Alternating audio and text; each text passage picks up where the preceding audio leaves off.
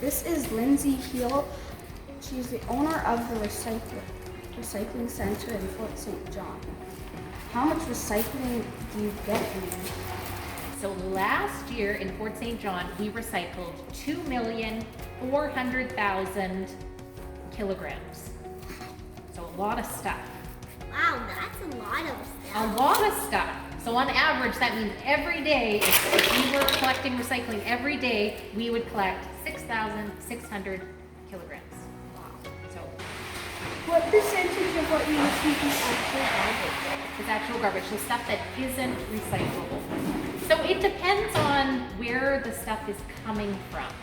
If you look at the stuff that we get at the blue bins, so when you wheel your bin out to the curb at home, and the stuff that's in those bins, the amount of garbage is pretty high. So including the stuff that shouldn't be in the bins, like TVs, soft plastics, glass, bags of garbage, sometimes it's 20%, which is very, very high. Most places it's about 6%. That's what the average is. But here, some people have a little bit of a challenge with recycling. You know, we haven't had the program for as long, so there's still some challenges, but we're working on that. So out of the 20% with the blue bins, we sort through it. So if you put plastic bags in there and they're not supposed to be in there, we pull them out and we still recycle them. So we're not saying that 20% of the stuff you recycle in your blue bins gets thrown in the garbage, but 20% of the stuff shouldn't be in there in the first place. So we pull out the TV, we pull out the soft plastics, the styrofoam, and we make sure it gets recycled.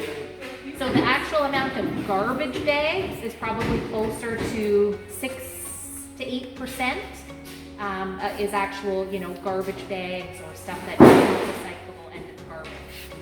The stuff we get at the depot here, the stuff that you guys bring down, you live out of town, it's a lot lower than that. People do a really, really good job when they come down to the depot to recycle. What other common things do you get in the garbage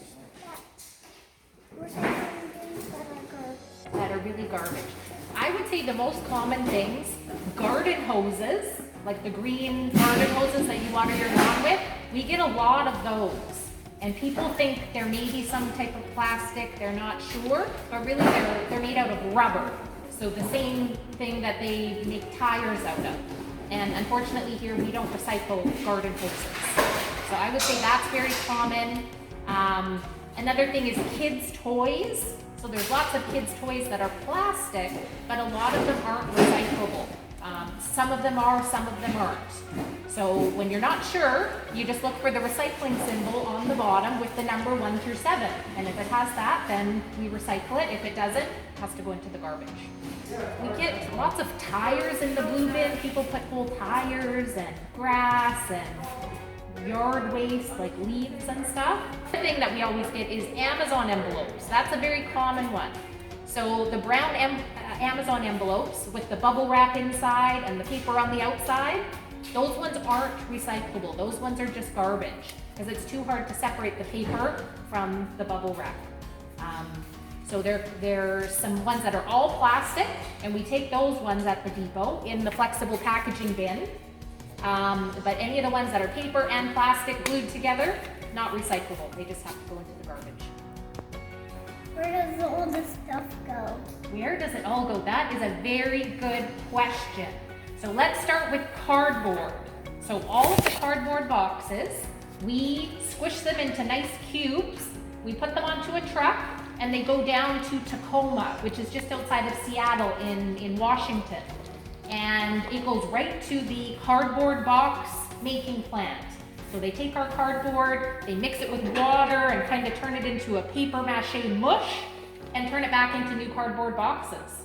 So all the Amazon boxes you get at your house, a lot of them come, if you look on the bottom of it, they come from Tacoma, from the Pacific Northwest. And it could be the cardboard that you recycled here. And it goes back there and becomes a new box. Glass, so our glass gets shipped down to Quesnel, and there is a big plant there with a huge crusher. And it crushes all of our glass that we collect in this region, and they turn it into sandblasting sand. So sandblasting sand, when you go to paint machinery and big equipment, you have to spray it with glass first to get all the old paint off before you paint it again. So most of the sandblasting companies up here, Northern Metallic, one of the stores here, they sell that glass from Cornell. And again, it could be the glass that you recycled at the depot. Gets crushed, comes back up here to be used again. What else? Paper. So our paper goes down to Vancouver, and we send it to egg carton manufacturer. So all the paper egg cartons that you get at the grocery store with your eggs in it, that is from the paper that we collect up here. So they turn it into egg cartons. The office paper we collect, it goes down to a plant in Vancouver as well, and they turn it back into paper that you probably print on at your schools, and office paper. What else is there? Containers. So hard plastic containers, they go to Vancouver as well, and there's a big new plant called Merlin Plastics in Vancouver. So they take all of the plastic and they sort it out. Number 1, number 2, number 3, number 4, all the way to 7. Sort it all out, and then they grind it all up into little tiny pellets so that it can be reused and turned back into plastic containers again. And there's lots of like Lush Cosmetics in Vancouver, all of their plastic packaging, it's made 100% out of recycled plastic. So again, a lot of that plastic could have come from stuff that you recycled up here. So all of the stuff we collect, we try to keep it as close to home as we can. You know, we're lucky that there's lots of places in Vancouver to send this stuff, and yeah, keep it close to home and make sure it gets a second life. How clean do you think it needs to be, and do you need to take off the labels off of it? Very good question. So usually the rule of thumb with how clean something needs to be, what I tell people is, if you took that container as it was, put it on your counter for a week or two, would it start to smell? Would it start to go moldy? Would it be not so good? If that's the case, you need to give it a rinse, clean it, so it's clean enough that you could leave it on your counter for a couple weeks and it wouldn't start to smell bad. Because what happens, things like milk jugs and things like that, if there was still milk in it and you left it on your counter, your kitchen would start to smell pretty bad. Flies and bugs and all that stuff would come. The same thing would happen at our depot. It would attract mice, it would start to smell, and in here would smell bad, over there would smell bad. So if it's gonna start to go rotten, make sure you give it a rinse first. You know, things like shampoo bottles, where there's a little bit of shampoo left in there, that's not gonna go moldy, that's not gonna go bad, because the plastic does get rinsed when it goes to be recycled. So it doesn't have to be spotless, but try and get it as clean as you can. And then as for the label part of it, most times you can leave the labels on. You know, on a milk jug, there'll be a plastic label on there. A tin can, there'll be a label on the tin can. If it's easy to take the label off, and if it's plastic and paper, you can take it off and then sort it into the right category. But if it's really difficult to get off, just leave it on there, and they'll remove it when they go to recycle the container. Plastic hangers. Plastic hangers, good question. Are they recyclable or are they not? Can I borrow this one from you? So a lot of plastic hangers actually even have a recycling symbol on them, which is deceiving. Because what we consider these, we call these tanglers. So you think, if you have a whole bunch of hard plastic stuff and you're sorting through it to sort out this from this from this, these hangers are gonna hook and loop and wrap around, or if we have a couple of hangers, you know, you have the rat's nest of hangers all together, and it makes it really, really hard to recycle them.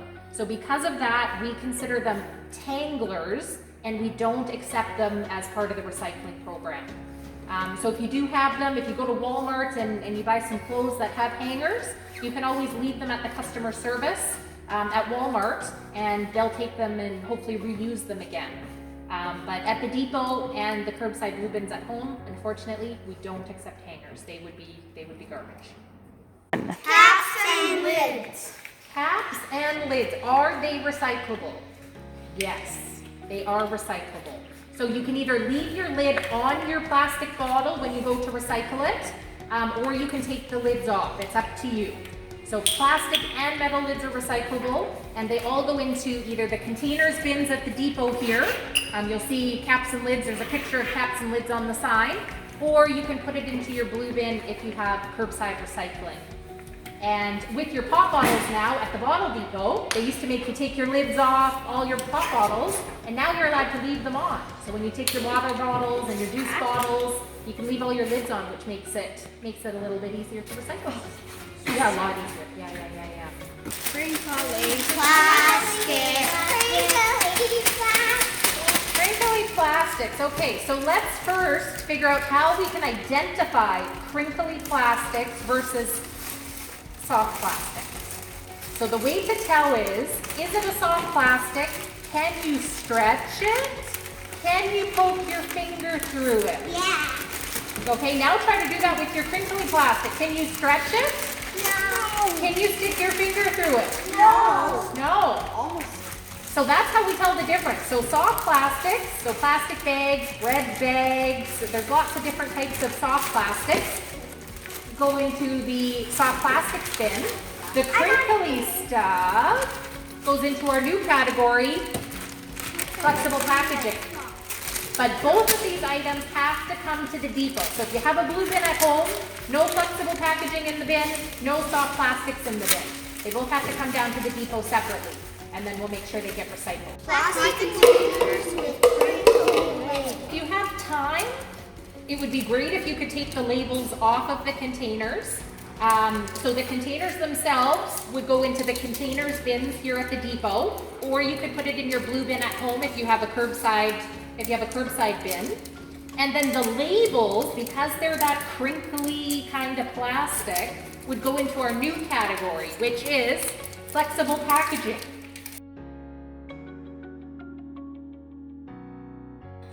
Small batteries. Box board goes in with mixed paper. This is corrugated cardboard. It has air holes and it goes into cardboard. Glassy.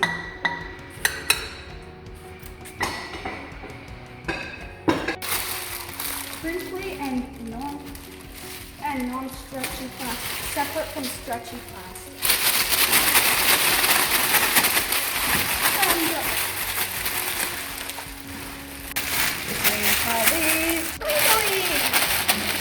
Stretches have to be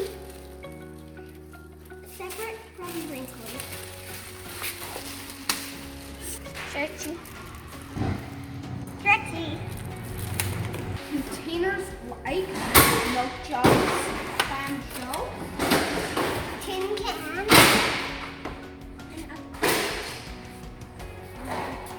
and other plastics.